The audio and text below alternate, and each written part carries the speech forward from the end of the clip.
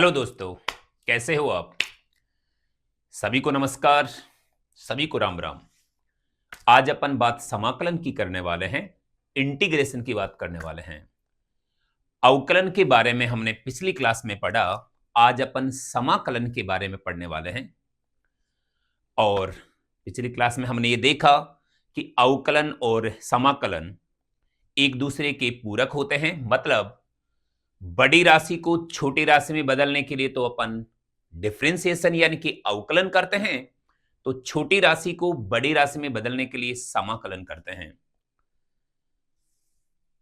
अवकलन का चिन्ह, समाकलन का चिन्ह, वो सब बातें अपन पिछली क्लास में कर चुके हैं।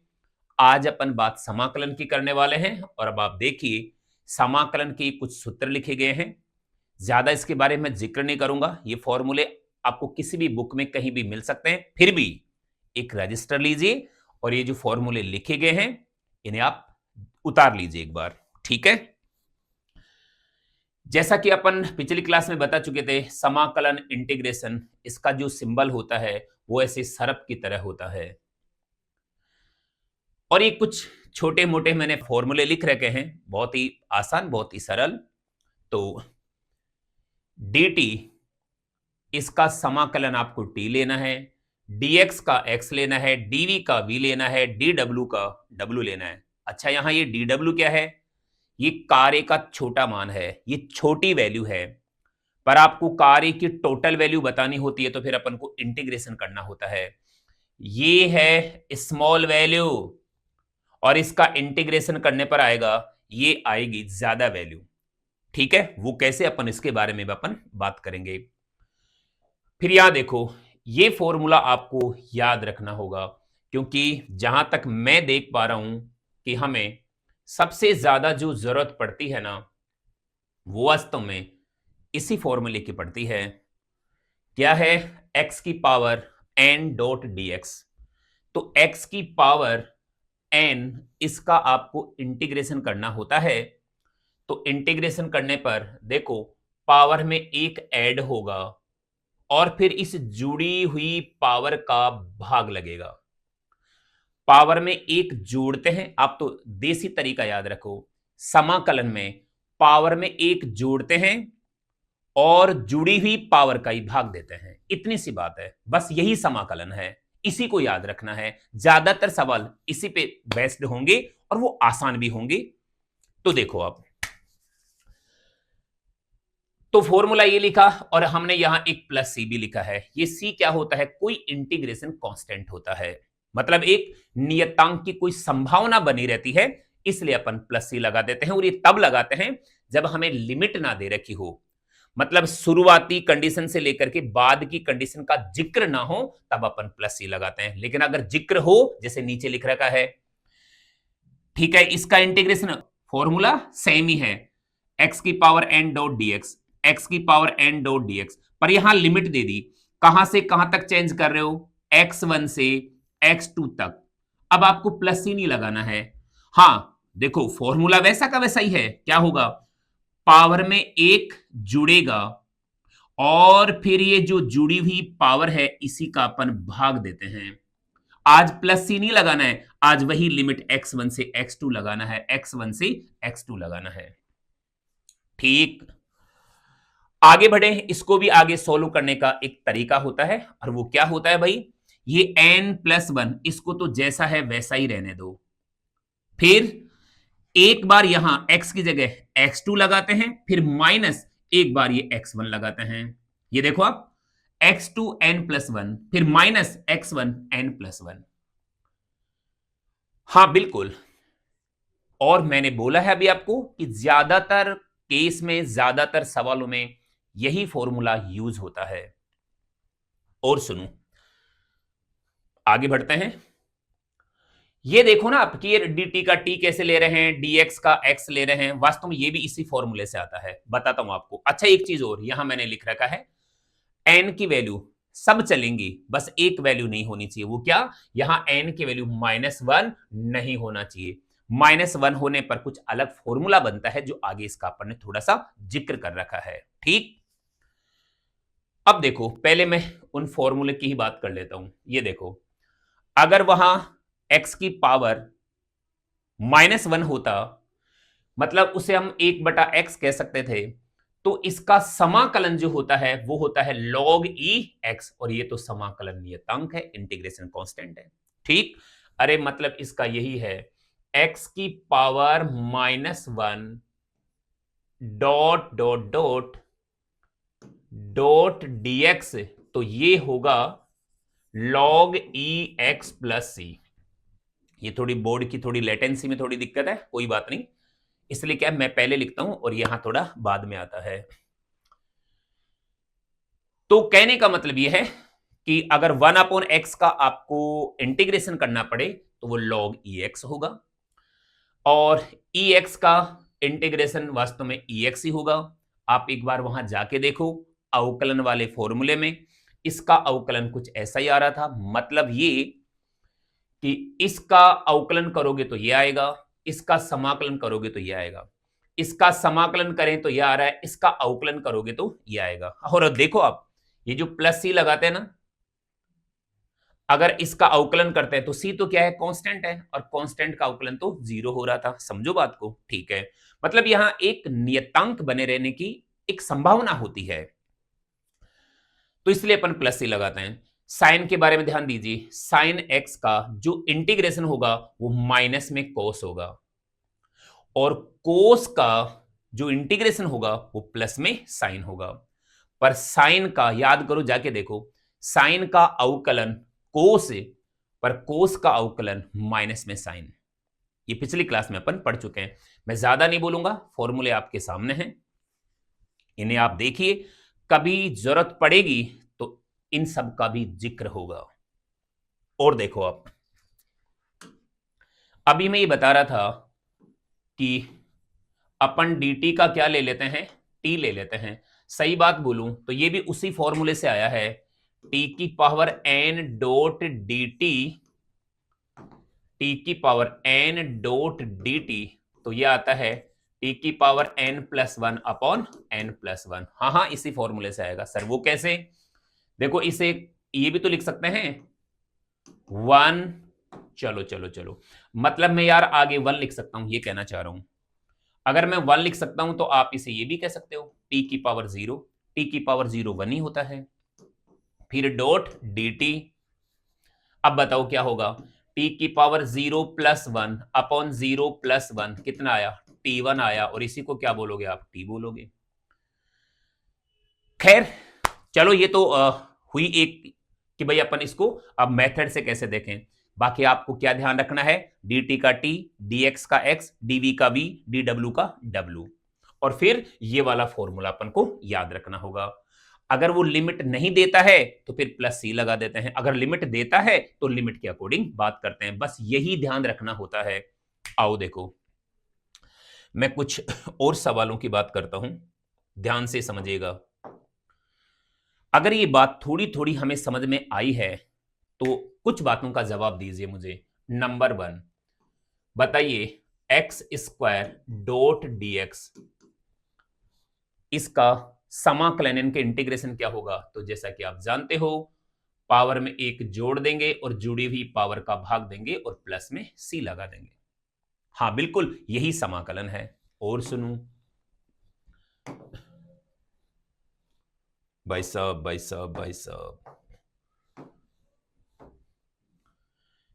कुछ एग्जाम्पल देखना आप और ध्यान से सुनना। नंबर 1, अगर मैं कुछ एग्जाम्पल ऐसा दे दूं, ये 7 डॉट dx और 0 से लेकर 5 तक लिमिट दे दी, सर सॉल्व करके बताओ। ध्यान देना, ये छोटे छोटे सवाल जरूर हैं, छोटे एग्जाम्पल जरूर हैं, पर ये बड़ा धमाका करने वाले हैं। आओ मेरे साथ। 7 कांस्टेंट है, बाहर ले लीजिए, बचा कौन, dx, लिमिट कहां से कहां तक, 0 से 5 तक। फिर ये रह गया 7, dx का इंटीग्रेशन होगा x, लिमिट कहां से कहां तक, 0 से 5 तक। आज इन छोटी छोटी बातों को समझना पड़ेगा, तब जाकर के अपन बड़े सवाल यूं चुटकियों में सॉल्व कर सकते हैं। आओ देखो, फिर इसे क्या लिख सकते हो, 7, और यहां अब इसको लिखने का तरीका है, एक बार तो आपको क्या लिखना पड़ेगा, x की जगह 5, फिर माइनस क्या लिखना पड़ेगा, 0। तो आप सोल्व करोगे ना तो यकीन करो ये 7 और ये आएगा 5, और इसका आंसर आएगा 35। तो अगर कुछ ऐसा लिखा हुआ मिले और इसको सॉल्व करना पड़े तो इसका आंसर कितना होगा? 35 होगा। ओके, आगे बढ़ो। चलो मैं एक दूसरा एग्जांपल और देता हूं सर आपको। यहां 2.x और dx ऐसा दे दिया और वही 0 से 5 लिमिट है। सॉल्व करके बताओ। देखो 2 को तो अपन बाहर ले लेंगे, फिर आया कौन? x dot dx। x की पावर कितनी है? 1, कुछ भी नहीं है मतलब 1। 2 बाहर आ गया, बताओ इसे कैसे लिखेंगे? x की पावर 2 बटा 2 और कहां से कहां तक? 0 से 5 तक। ठीक है, कुछ समाकलन के ये रूल होते हैं जो हमें याद रखने हैं। यूं समझो यही समाकलन है। ठीक, 2 से 2 चला गया, बचा कितना भाई? एक्स स्क्वायर और वही 0 से 5।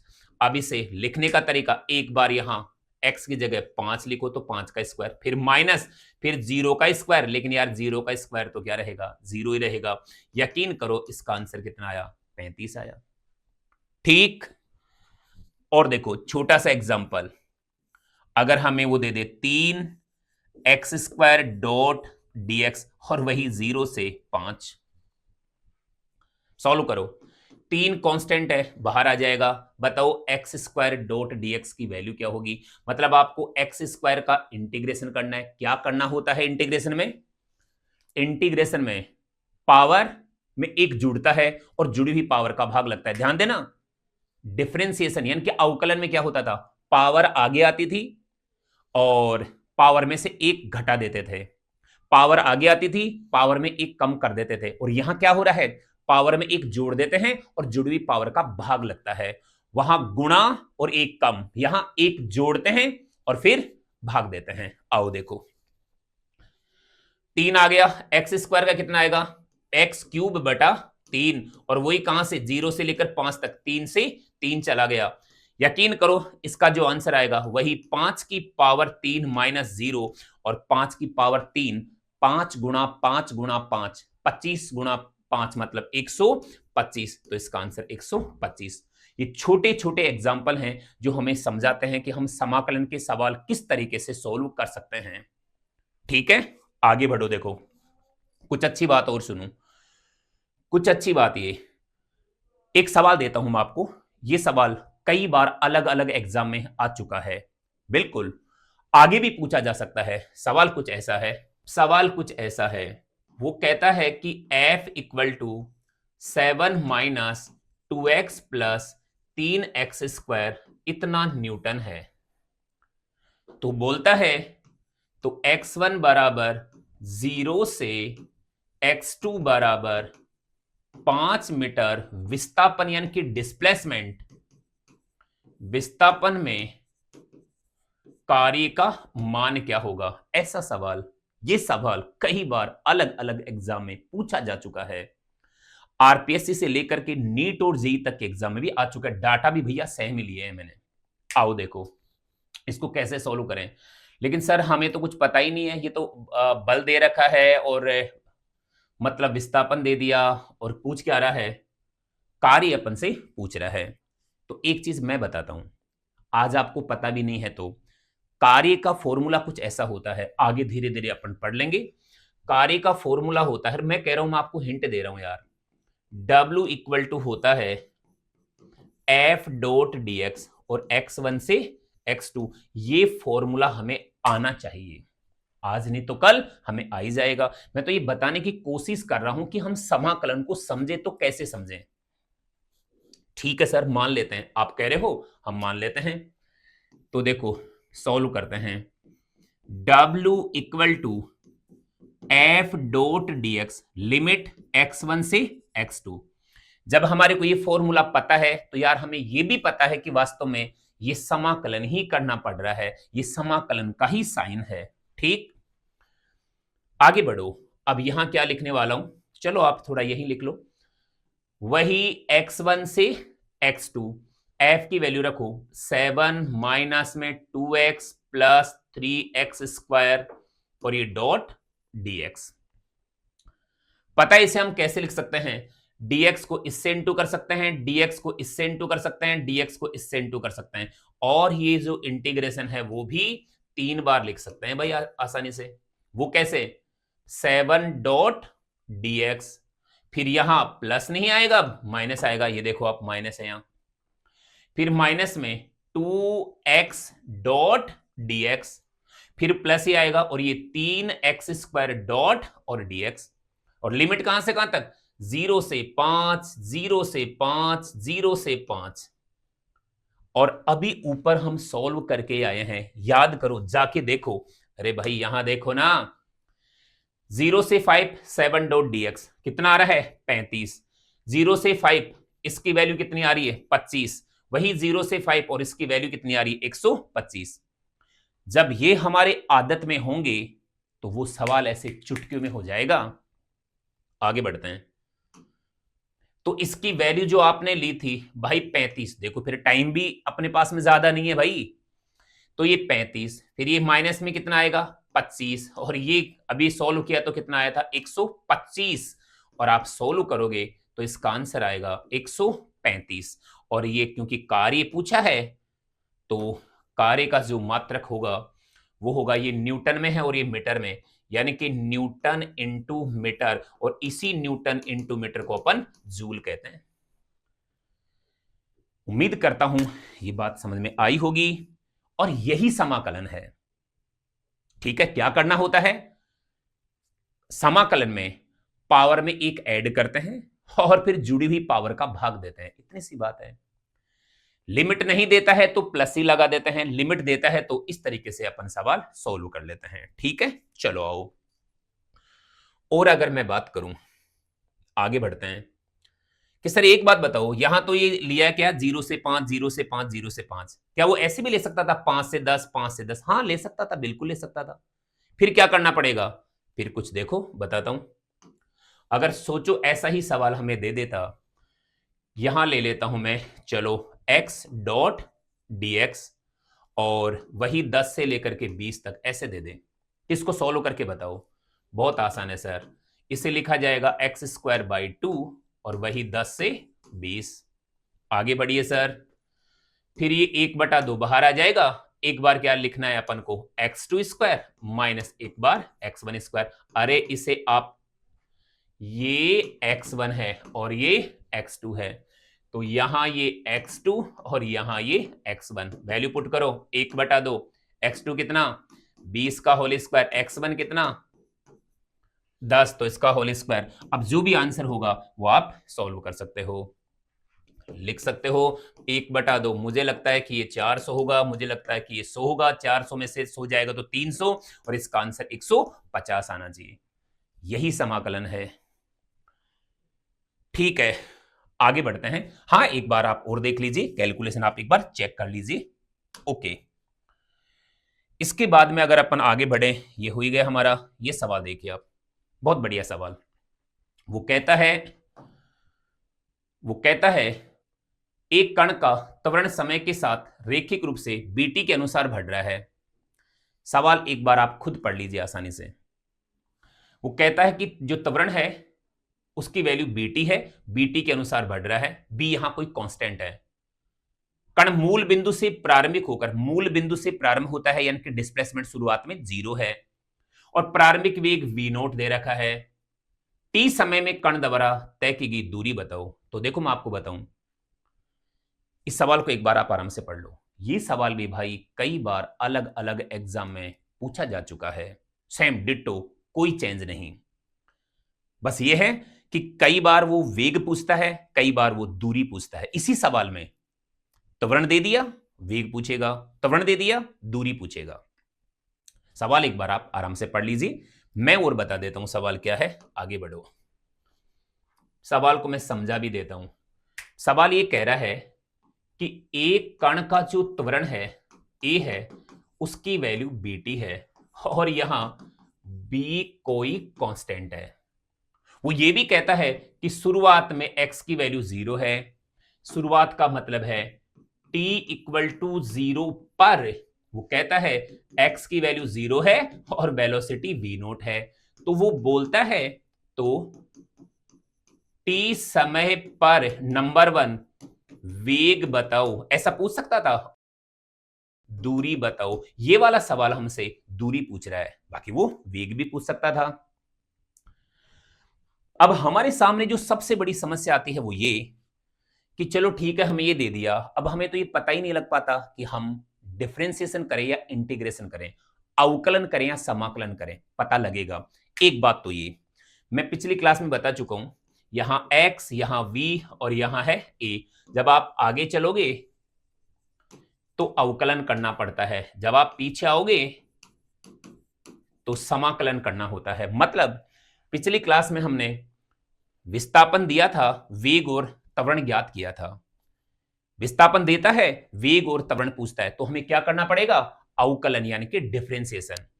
आज उसने त्वरण दिया है और वेग और विस्थापन अपन से पूछ रहा है। तो एक तो दिमाग में ये बिठा लो कि अगर त्वरण दे दिया, वेग पूछा है तो समाकलन, त्वरण दे दिया और विस्थापन पूछ रहा है तो वही समाकलन, लेकिन 2 बार। अच्छा और सुनो, हमें तो ये भी नहीं बैठे दिमाग में, चलो ये भी ना आए तो कोई बात नहीं। और सुनो, देखो आपको पता है v इक्वल टू आप क्या कह सकते हो? dx upon dt।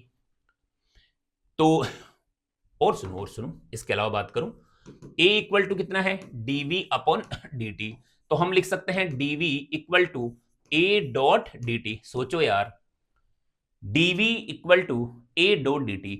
आपको dv से v बताना है, dv से v पता करना है, तो क्या करना पड़ेगा? dv से v पता करने के लिए समाकलन करना पड़ेगा। तो बस समाकलन हो गया, खत्म बात। इधर आ जाएगा ये v, इधर आएगा a डॉट dt और कहां से कहां तक? वही t1 से t2 तक। तो हो गया ना। त्वरण का समाकलन वेग को बताएगा। तो कहने का मतलब धीरे धीरे ये सारी बातें हमें समझ में आ ही जाएंगी। और सुनो, v equal to dx upon dt ले रहे हैं, तो dx equal to v dot dt होगा। यार dx है हमारे पास और हमें x पूछ रहा है, dx है और x बताना है, क्या करना पड़ेगा? अवकलन या समाकलन? समाकलन करना पड़ेगा। समाकलन समाकलन, dx का तो हो जाएगा x, इसका कितना होगा? वही v डॉट dt और लिमिट क्या लगाओगे? वही t1 से t2। लिमिट अपन इधर भी लगा देते, पर फिलहाल मैंने dx से x बोल दिया। मतलब वेग का समाकलन किसको बताएगा? विस्थापन को बताएगा। ठीक, चलो। और हां, विस्थापन का समय के साथ अवकलन वेग को बताता है और वेग का समाकलन विस्थापन को बताता है। तो मैं ये कहना चाह रहा हूं, धीरे धीरे हमें सब समझ में आ जाएगा। एक बात बोलता हूं मैं, धीरे धीरे रे मना धीरे सब कुछ होई, माड़ी सींचे सो घड़ा ऋतु आए फल होई। ये छोटी छोटी बातें अगर हम पढ़ेंगे तो हमें अचानक लगेगा कि हम बड़े बड़े सवाल भी आसानी से सॉल्व कर रहे हैं। पहले ये क्लियर होना चाहिए। और ये सवाल एक बहुत बढ़िया सवाल मानता हूं मैं। ठीक है, ये समझने के लिए कि इंटीग्रेशन क्या है और इससे अपन डिफरेंशिएशन भी समझेंगे। देखो आप, आइए मेरे साथ। तो t समय पर भैया वेग पूछा और दूरी पूछी है, इसे मैं मिटा देता हूं। सबसे पहले मैं वेग का जिक्र करने जा रहा हूं। आइए आप, क्या दिया गया है हमें? a इक्वल टू बीटी दिया गया है। सर हमें ज्यादा तो नहीं आता, और चाहे तो अपन वैसे लिख सकते थे अभी थोड़ी देर पहले जो फॉर्मूले लिखे थे, लेकिन नहीं, आप तो पूरी बात लिखो, आज धीरे धीरे सोल्व करो, कोई जल्दबाजी नहीं है। dv upon dt equal to क्या होगा? bt। तो वही dv equal to bt dot dt। अब dv से v बताना है, क्या करना पड़ेगा भाई? इंटीग्रेशन, इंटीग्रेशन करना पड़ेगा। पर यहां देखो, टाइम t1 इक्वल टू तो 0 है और time t2 equal to t है। शुरुआती वेलोसिटी की बात करूं तो वो v नोट है और बाद की वेलोसिटी v अपन को फाइंड करनी है। मैं चाहता तो v1 v2 रख सकता था, पर शुरुआती वेलोसिटी यानी कि t इक्वल टू 0 पर वेलोसिटी कितनी है? v नोट, और t टाइम बाद में वेलोसिटी पूछ रहा है, तो लिमिट क्या लगाओगे? 0 से v नोट से v, और यहां ये 0 से t। चलो, आपको ये पता होना चाहिए, यहां dv का इंटीग्रेशन v होगा और लिमिट v नोट से v होगा, इक्वल टू b बाहर आ जाएगा, t डॉट dt का पता है कितना होगा? टी स्क्वायर बाई 2 होगा और लिमिट वही 0 से t। यकीन करो, इसे लिखा जाएगा एक बार v minus v naught equal to ये आ जाएगा b बाई 2 और ये टी स्क्वायर, क्योंकि 2 बाहर आ जाएगा, एक बार यहां t रखेंगे, माइनस करके 0 रखेंगे, 0 को घटाने पर कोई चेंज होगा नहीं। इतनी बातें हमें समझ में आ ही जाएंगी।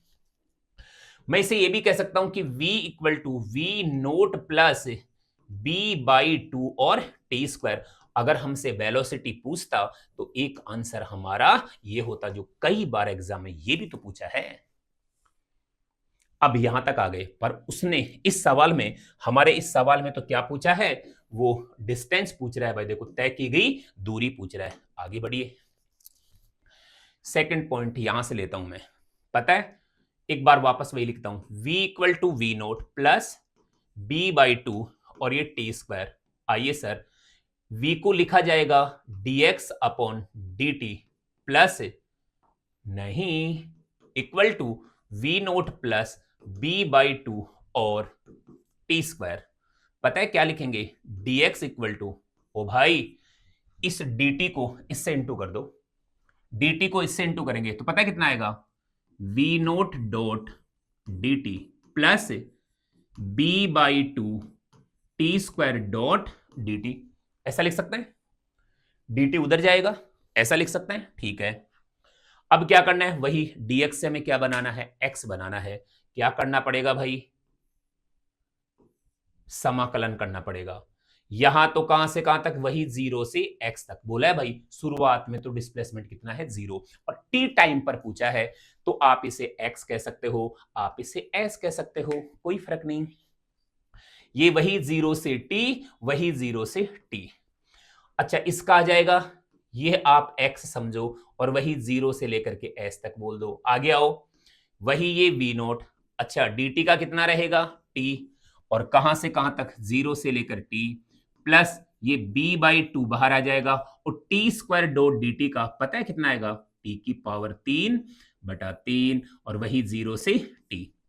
धीरे धीरे हमें ये समझ में आने लगेगा कि जब 0 से स्टार्ट करते हैं तो फिर अपन डायरेक्ट भी आंसर बता सकते हैं। कैसे, देखो, 0 से s, 0 से t, 0 से t, इस तरीके से। तो आप यहां डायरेक्ट s लिख सकते थे, फिर यहां आप डायरेक्ट v नोट और dt का t रख सकते थे, तो ये v नोट t रह जाएगा, प्लस ये b/2 तो है ही, टी स्क्वायर का बताना है, पावर में एक जुड़ेगा, जुड़ी हुई पावर का भाग लगेगा, तो कितना आएगा, टी की पावर 3/3। सॉल्व करने पर पता है कितना आएगा, bt³/6। ये हमारा आंसर आ गया, दूसरा वाला आंसर आ गया। आप इसे हटा सकते हो, ये लो। मतलब मैं ये कह रहा हूं कि अपन को इतना बड़ा बनना पड़ेगा कि इससे हम डायरेक्ट ये आंसर बता सकें, आज नहीं तो कल। तो हमारा आंसर इसका ये आया, कितना, we naught t plus bt³/6।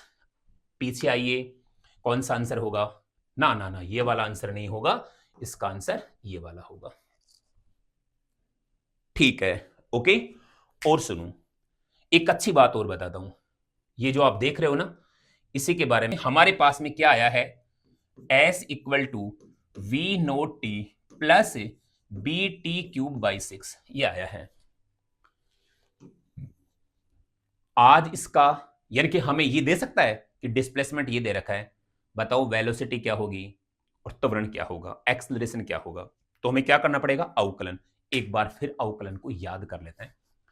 अगर कोई वेलोसिटी पूछता है तो वो आ जाएगा ds अपॉन dt, मतलब इसका डिफरेंशिएशन। बताओ v नोट t का क्या होगा, v नोट कांस्टेंट है, और v नोट t का यकीन करिए v नोट ही आएगा।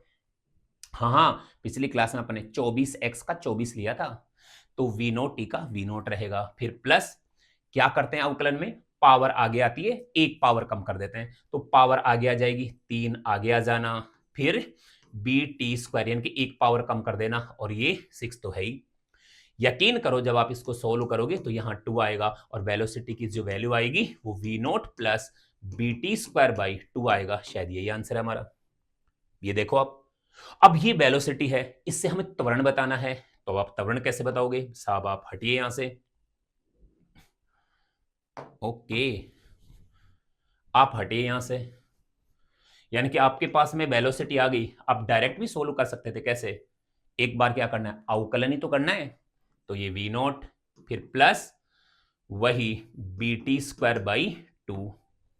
जब हमारी आदत अच्छी हो जाएगी, प्रैक्टिस अच्छी हो जाएगी ना, तो हम ये आसानी से सोल्व कर सकते हैं। अब बताओ a क्या रहेगा, वही dv अपॉन dt, इसका अवकलन कितना 0। यहां क्या करना है, पावर आगे आ जाएगी, एक पावर कम करना है, किसका करना है, टी स्क्वायर का। तो देखो b/2 तो रहेगा ही, टी स्क्वायर का कितना आएगा 2t, 2 से 2 चला गया, बचा कितना bt, यानी कि a इक्वल टू कितना आया bt, जो वास्तव में कहां हो भाई साहब, आप कहां हो, आप इसके बराबर हो। देखो आप इसके बराबर हो, मतलब पहले हमने समाकलन किया, फिर उसका अवकलन किया, वापस वही आंसर आ गया।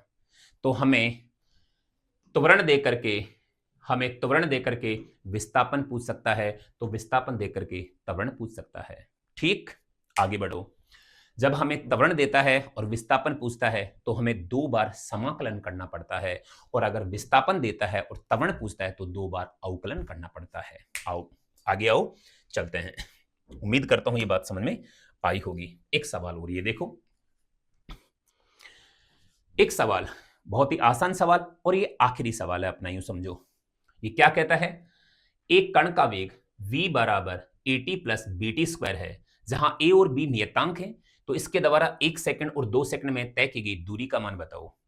वेग दे दिया और हमसे पूछ रहा है 1 सेकंड से 2 सेकंड के मध्य चली गई दूरी का मान बताओ। ठीक है, कॉम्पिटिशन एग्जाम में आया हुआ सवाल है। आगे बढ़िए, कैसे सोल्व करें, ऑप्शन आप यहां देख लीजिए। आगे आओ, कैसे सोल्व करते हैं। v इक्वल टू कहता है at प्लस bt स्क्वायर दे दिया, a और b कांस्टेंट है, और क्या कह रहा है t1 इक्वल टू 1 सेकंड से t2 इक्वल टू 2 सेकंड में चली गई दूरी का मान बताओ। ठीक, आगे आओ। हमें ज्यादा कुछ नहीं पता, लेकिन जो पता है वो देखो, वेग को लिख सकते हैं अपन dx upon dt, ds upon dt, कुछ भी लिख सकते हैं भाई, कि सर कभी आप x लिखते हो कभी s लिखते हो, वो अपनी मर्जी। हम x भी लिख सकते हैं, s भी लिख सकते हैं।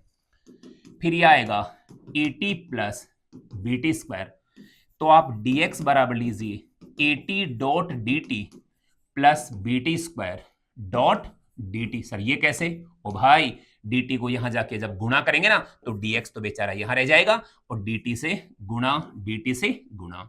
अब यार आपको dx से क्या बताना है, x बताना है, क्या करना पड़ेगा, समाकलन, इंटीग्रेशन, समाकलन समाकलन समाकलन। सर यही हमारा आंसर होगा। तो आप एक बार आराम से देख लीजिए, वेलोसिटी हमें दे दी, वेलोसिटी को dx अपॉन dt अपन लिख सकते हैं, फिर ये dt इधर जाकर के इनटू हो जाएगा, और लिमिटेशन कहां से कहां तक है, 1 से लेकर के 2 तक, 1 से लेकर के 2 तक। फिर यहां देखो a आ गया, इसका t स्क्वायर बाई 2 आएगा, प्लस में ये b बाहर आ गया, और इसका t की पावर 3/3 आएगा, क्योंकि ऐसा सूत्र होता है। बाकी फिर अपन ने वो जो लिमिट है उसकी वैल्यू लगाते हैं, घटाते हैं, सोल्व करते हैं, और हमारा आंसर ये आ जाता है। इनमें कौन सा आंसर आएगा भाई, चलो वापस, हमारा आंसर 3/2 और 7/3, शायद ये आंसर है हमारा, 3/2 और 7/3 बी। अब ये सवाल आपको घर से करके लाना है, अब देख लीजिए, और इसका आंसर बताना है। F vector equal to 5x i cap newton है, और ये होमवर्क करके लाना है आपको। तो कहता है x बराबर 3 मीटर से x बराबर 5 मीटर विस्थापन में किए गए कार्य का मान क्या होगा, 75 न्यूटन, 40 न्यूटन, 20 न्यूटन और 80 न्यूटन। ठीक है, तो अब मिलते हैं अपन अगले वीडियो में, तब तक आप खुश रहिए, मस्त रहिए, स्वस्थ रहिए। श्री कृष्ण गोविंद हरि मुरारी हे नाथ नारायण वासुदेवा। श्री कृष्ण भगवान की जय। Thank you.